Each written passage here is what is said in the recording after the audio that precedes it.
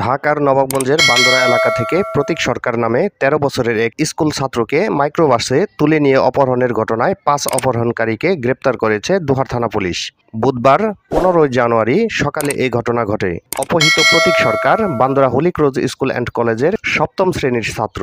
সে উপজেলার বান্দরা এলাকার সঞ্চয় কুমার সরকারের ছেলে। গ্রেপ্তারকৃতরা হলেন শরীয়তপুরের নড়িয়া এলাকার পারভেজ আহমেদ ৪০, যাত্রাবাড়ি এলাকার মুক্তার হোসেন আকাশ ৩৯, মুন্সিগঞ্জের লৌহজং এলাকার আতিক হাওলাদার আরিফ ৪৪, ঢাকার জোরাইন এলাকার জুম্মন খান ৪১ ও গাড়ি চালক চাঁদপুরের বড়াইনাউ এলাকার মিজান ৫৩।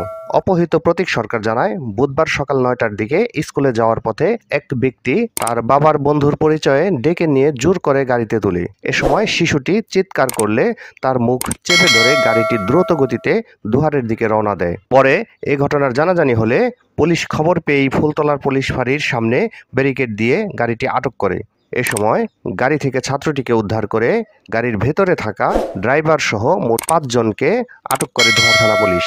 এমন ঘটনায় পুলিশ ফাঁড়ির সামনে জড়ো হয়ে আসামিদের বিচারের দাবি জানান ছাত্রসহ স্থানীয় জনতা। এ ঘটনায় অপরাধীদের দৃষ্টান্তমূলক শাস্তির দাবি জানায় শিশুটির বাবা সঞ্চয় কুমার সরকার।